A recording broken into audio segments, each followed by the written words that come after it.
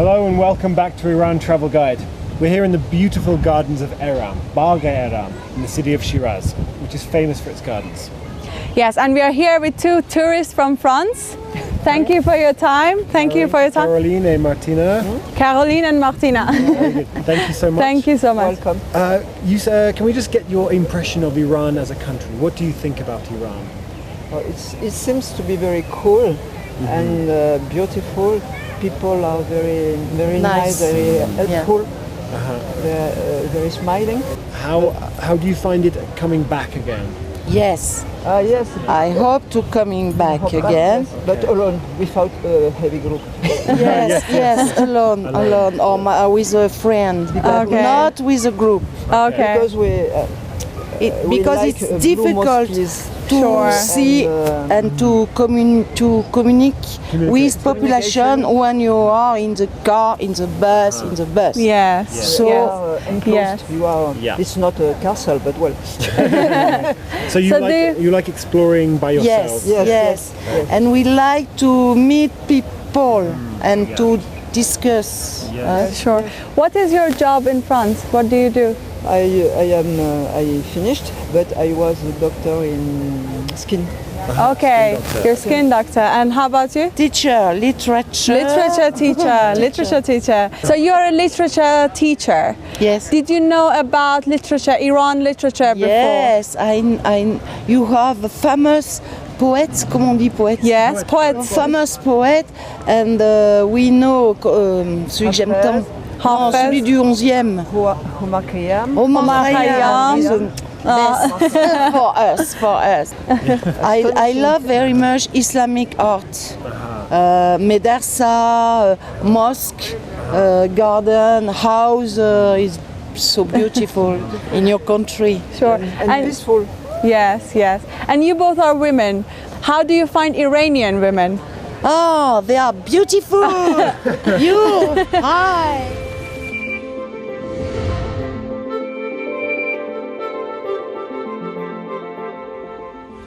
So if we ask you to give one sentence to the camera, it could be in French or in English, about Iran, to the people who are watching this, a message to the people who are watching this. Come in Iran, Yes. come. It's beautiful and people are so kind. And see by yourself and don't hear what every Media. media tell. Yes. Okay. Very good. Thank you so much. Thank you so much. Bye-bye. Thank It's been a you. pleasure to talk to you, and hope that you have a great trip and come back again. Yes, thank you so much. Merci Bye-bye. beaucoup. Thank you. We are going to the Yes, sure. Zinat house. It's about there. Okay, yes, yes. You have to go In a taxi. We are going to take a Take taxi. a taxi, yeah. A taxi, Eram is yes. up here, so you're quite This is far here, away. yeah. You have to take a taxi here, which is called, the main one is called the Naranjastan Garden. There is the Naranjastan Garden, there is a building, Yes. which it's the main building, is the reception building. Behind the reception building is a building for the family. Yes. And that is called Zinatul Muluk House. It's beautiful. It is, Very nice, yeah. the Naranjastan Garden is very beautiful.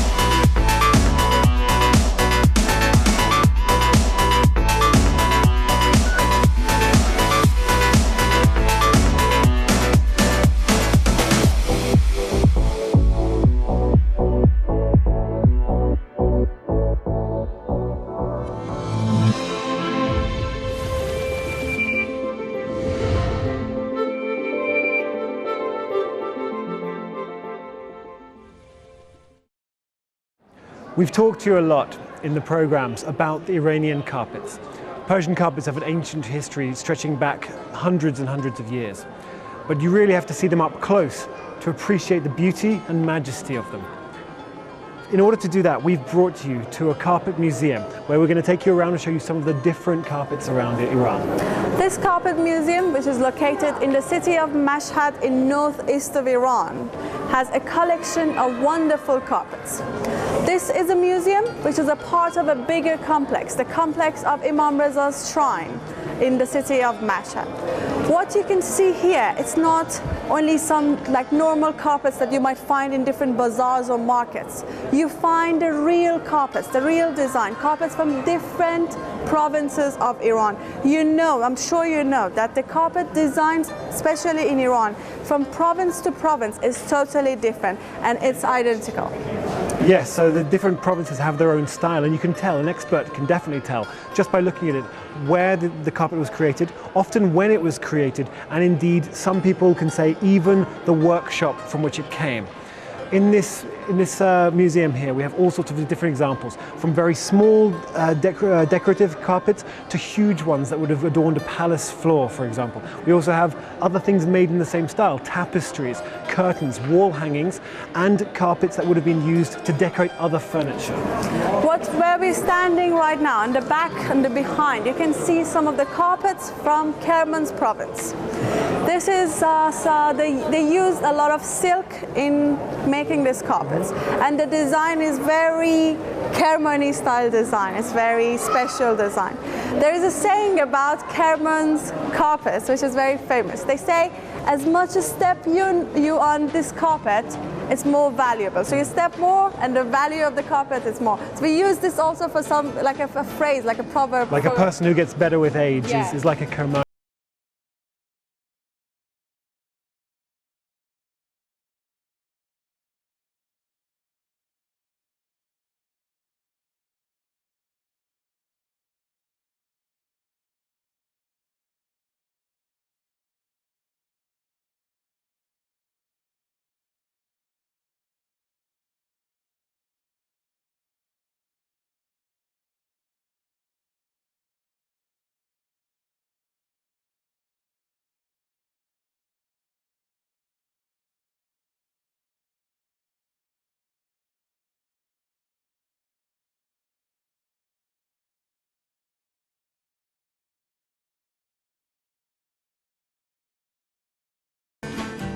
Inside this museum, there are also some examples of ancient carpets.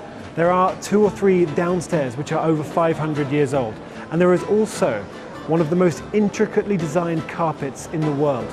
It has the smallest stitches between the knots in the whole world, so it's a beautiful design and unique.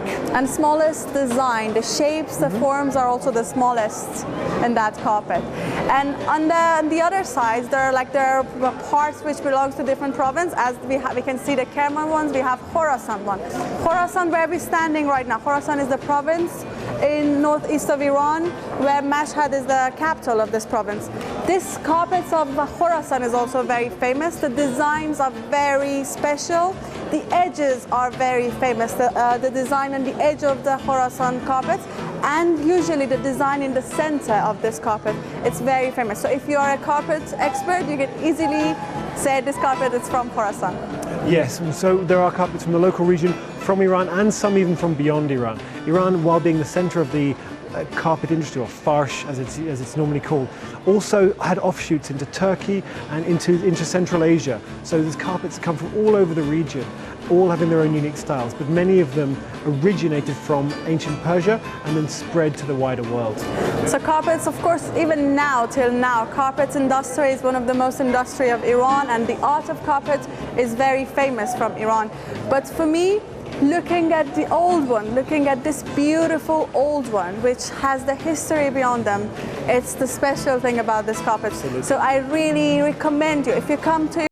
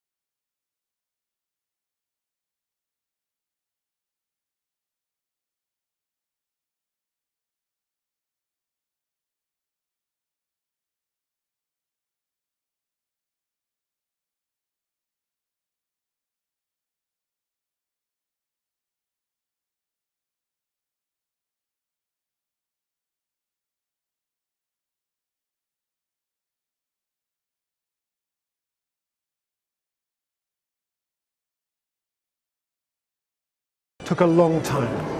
And there's another interesting thing about the process is that in Iran, whenever they are making a carpet, there is someone who reads the design. And the rest, and to make it less boring and to make it nicer, they sing the design for the person who is making the carpet. Yes. So it's beautiful. Someone is singing the design, how many knots, which color, but in a song, and that is beautiful. So a carpet like the ones we see behind us, how long would it take to make, do you think? Oh, it depends on who's going to make it, where it's going to be made, and it totally depends on the design. Some of the designs are very difficult, very difficult. And also the carpets, the thread they use for them, the way they paint them, it's not at all like chemical paint.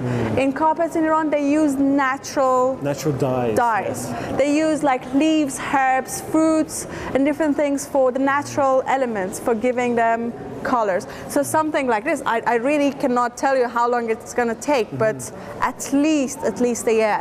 At least. I mean, some of the bigger ones would take well over a year. And especially these are old ones, so would have been made by hand. But also that color, the natural colors which would have come from the local area, feed into the design and so help to give each region its local shape. Some of it comes from, as you say, like the berries, the herbs, the local things that are available, which means that different areas have their own carpet styles, and you can tell where it came from by the nature around. I'm sure that it's very obvious that we both are excited because we both love carpets. Okay. So we're going to have a look around the carpets here. They're beautiful, they're magical, and the colors are absolutely gorgeous. Have a look around, we will be with you. Thank you. Let's go.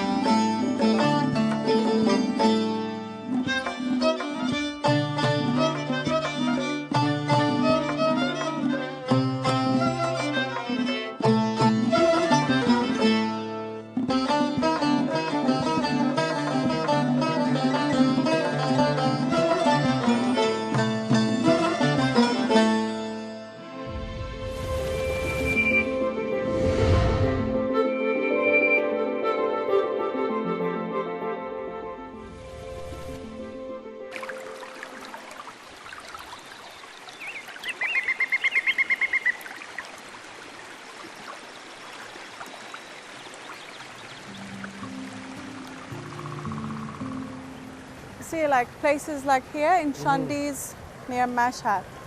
It's very interesting what they do here and what they've done here. It's very nice. But at the same time, it's not something which is just happening here. It's quite nice because it's been recently happening everywhere in these different parts of Iran, that they use the areas which are not used or like that no one lives there. So they'll bring trees from jungles, they plant trees, and they make like places like this you can see. So this used to be like a barren area, it's a wasteland almost. Yeah, and it's nice because they haven't like, usually when you see places like this, you'd imagine, oh, how many trees have been cut to make such a place. But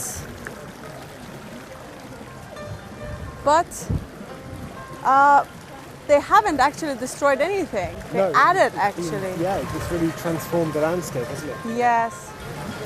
And you can see around the area, there's plenty of places which are just, they're rocky, dusty, deserty, it's a nice landscape, but it's not very good for tourists to go and sit in, for example. Yes. Whereas here it's beautiful, it's really, really peaceful, quiet, we see families enjoying themselves. And it's not only I was saying, not only in Shandiz, everywhere in Iran, because tourists are coming more and more, foreign tourists and domestic tourists. So for them to just provide enough facilities for them, they're giving so much effort to provide such places everywhere in the country. Yeah. No, I mean, it's very, very nice to be peaceful here. And I love what they've done with the water especially. There's just water everywhere. You want me to take this for you? Thank you. Yeah, no problem.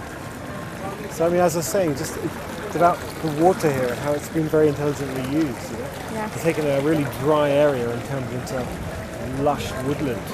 Yeah, for example, like this village, which is called the Shandiz, in the Shandiz area, this is like has 3 different major parks. Okay. One is like a jungle park. Okay. With lots of trees and lots of plants, which is brought here from jungles. I see.